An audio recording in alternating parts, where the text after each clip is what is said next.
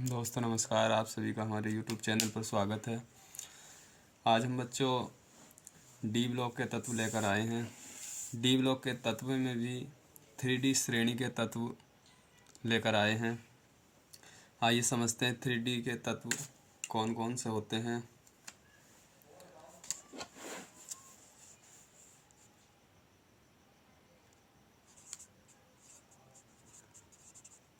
D block के तत्व D block के तत्वों में बच्चों 3D श्रेणी के तत्व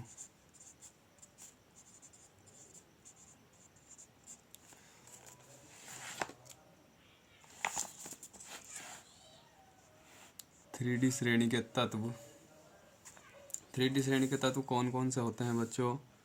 एक स्केडियम, टाइटेनियम, वेनेडियम, क्रोमियम और manganese, iron, cobalt, nickel, copper और जिंक। ये 10 तत्व होते हैं बच्चों 3D श्रेणी के। इसका 21, 22 परमाणु क्रमांक, 23, 24, 25, 26, 27, 28, 29 और 30। इसका इलेक्ट्रॉनिक विन्यास होता है बच्चों 1s2, 2s2, 2p6, 3s2, 3p6 और 3d 1, 4s2, 6, 2, 21। ये वर्ग 3 के होते हैं। जो स्केडियम है बच्चों वर्ग 3 का तत्व है। तो बच्चों डी ब्लॉक के तत्व कौन से होते हैं, क्या इनकी डेफिनेशन है?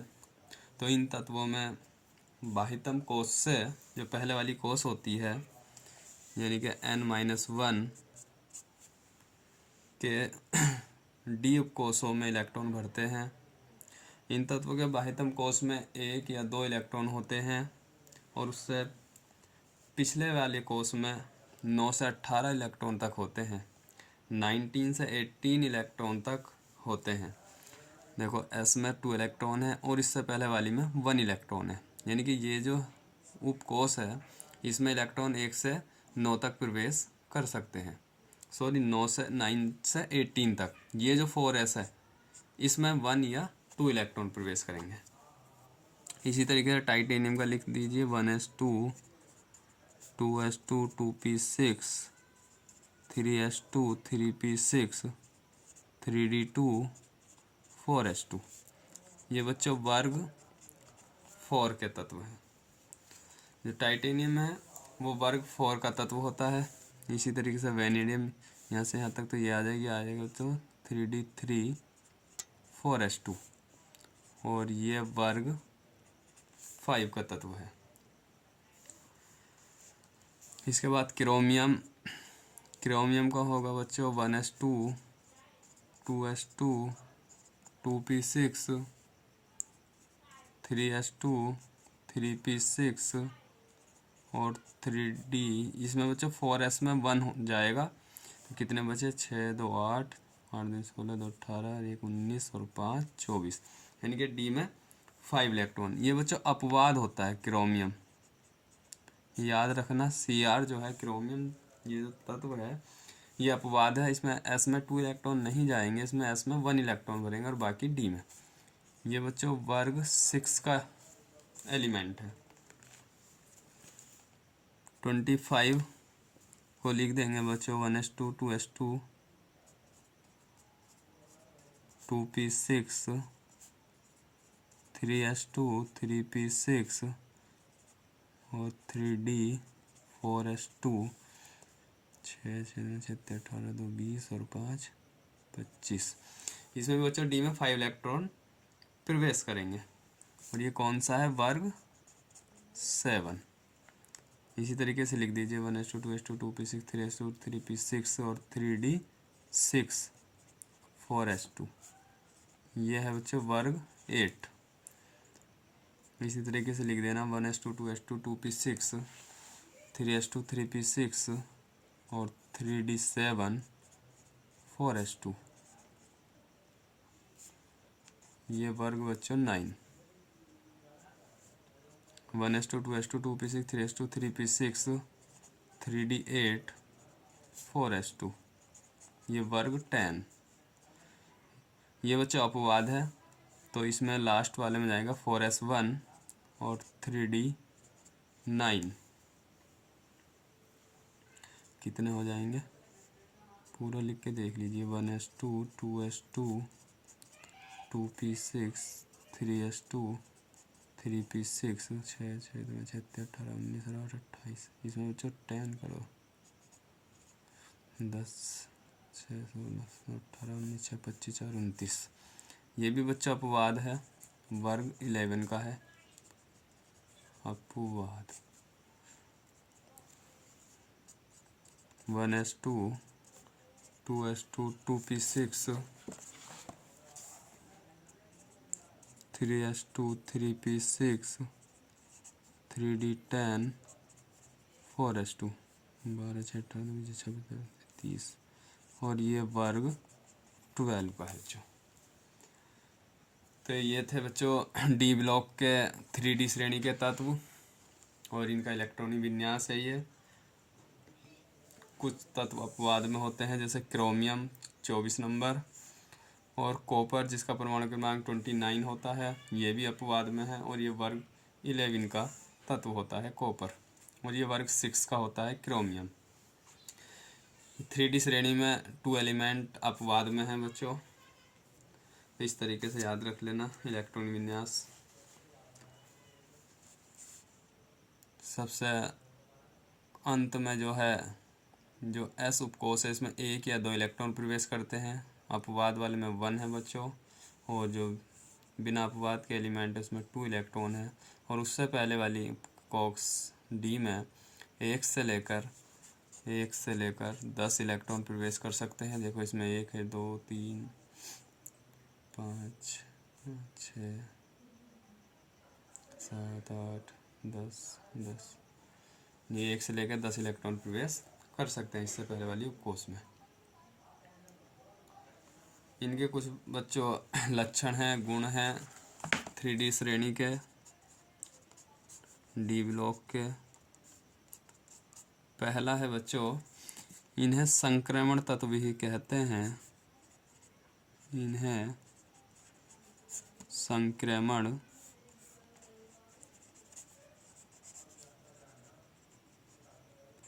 तत्व भी कहते हैं। और ये परिवर्ती संयोजकता प्रदर्शित करते हैं। परिवर्ती संयोजकता प्रदर्शित करते हैं Zn को छोड़कर। Zn नहीं करता परिवर्ती संयोजकता प्रदर्शित, याद रखना। Zn को छोड़कर बाकी सभी तत्व परिवर्ती संयोजकता प्रदर्शित करते हैं।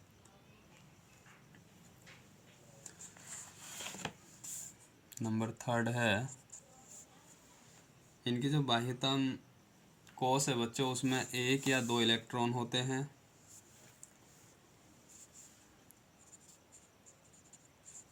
इनकी बाह्यतम उपकोश में 1 या 2 इलेक्ट्रॉन होते हैं या प्रवेश करते हैं।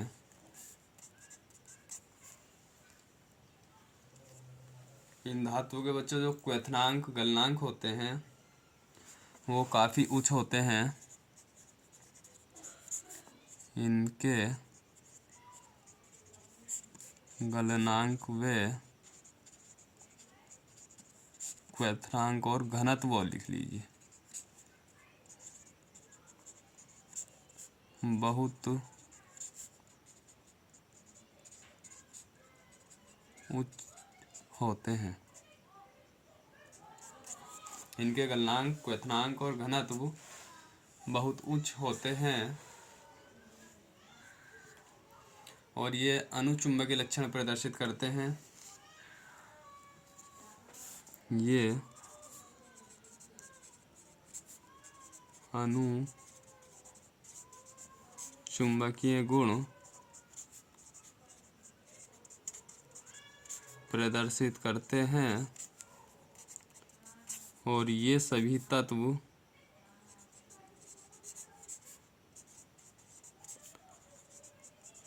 धातु होती हैं, या ये सभी तत्व धातुएं हैं। और ये बच्चों, ये सभी तत्व जो रंगीन आयन बनाने की प्रवृत्ति रखते हैं, ये रंगीन आयन तथा यौगिक बनाने की प्रवृत्ति रखते हैं।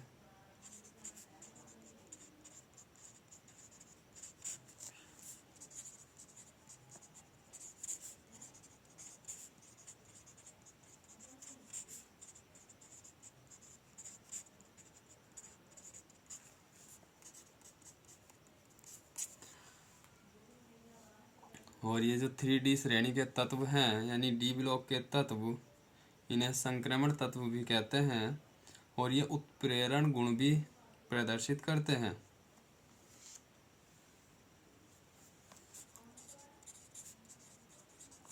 ये तत्व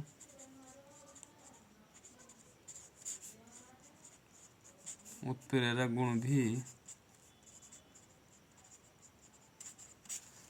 प्रदर्शित करते हैं, क्योंकि इसका कारण भी याद रख लेना। ये उत्प्रेरक गुण क्यों प्रदर्शित करते हैं? क्योंकि जो इनका डी कक्षक होते हैं वो अपूर्ण होते हैं, क्योंकि अपूर्ण डी कक्षकों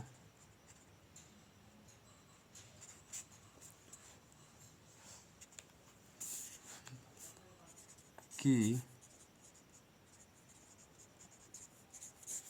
उपस्थिति के कारण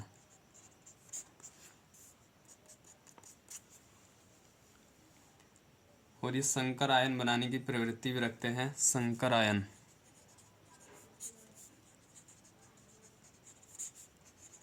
संकर आयन बनाने की प्रवृत्ति भी रखते हैं डी ब्लॉक के तत्व।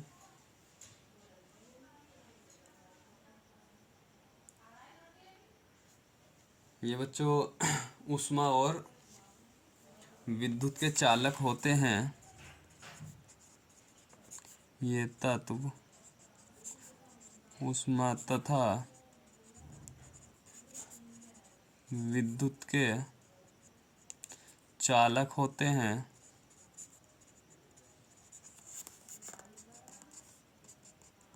ये तत्व ऊष्मा तथा विद्युत के चालक होते हैं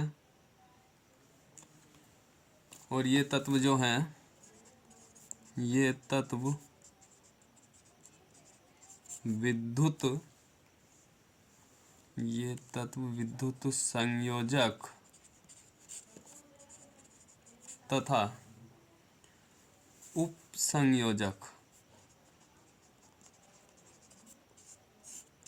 उपसंयोजक दोनों प्रकार के यौगिक बनाते हैं। दोनों प्रकार के यौगिक बनाते हैं, यानी कि इनमें कौन सा बंध पाया जाता है? विद्युत संयोजक और सहसंयोजक। उप सहसंयोजक दोनों प्रकार के यौगिक बना सकते हैं। एक लास्ट है बच्चों, इसका गुण अनिश्चित अनुपात के यौगिक भी बनाते हैं। ये नंबर 11 है। ये अनिश्चित अनुपात के यौगिक भी बनाते हैं और ये जो थ्री डी श्रेणी के तत्व हैं बच्चों, इनमें जो अधिकतम ऑक्सीकरण संख्या प्रदर्शित करता है वो मैग्नीशियम है। इसकी अधिकतम ऑक्सीकरण संख्या बच्चों 7 होती है। तो ये आ जाएगा डी ब्लॉक तत्वों में या निम्नलिखित विकल्पों में कौन सा तत्व अधिकतम ऑक्सीकरण संख्या प्रदर्शित करता है, तो टिक लगा देना मैग्नीशियम। और एक है जो Zn जो है ये परिवर्ती संख्या प्रदर्शित नहीं करता, इसके साथ एक Sc भी है यानी कि स्केडियम, ये भी परिवर्ती संख्या प्रदर्शित नहीं करता। और ये भी है बच्चों के Zn जो है ये डी ब्लॉक के तत्व में नहीं माना जाता है। ये है तो 3D श्रेणी का तत्व Zn डी ब्लॉक में ही है, लेकिन ये माना नहीं जाता। यानी कि कौन सा तत्व डी ब्लॉक का नहीं है इन 10 तत्वों में, तो याद रखना Zn। कि Zn क्यों नहीं है, क्योंकि इसके बच्चों उपकोष पूर्ण होती हैं, इसलिए जो है संक्रमण डी ब्लॉक का तत्व नहीं माना जाता है। बाकी सभी तत्वों की देखो अंतिम उपकोष अपूर्ण है, इसमें 1 इलेक्ट्रॉन है जबकि 10 होने चाहिए, इसमें 2 3, ये इसमें तो दोनों ही अपूर्ण है, एस भी और डी भी। जबकि ये देखो ये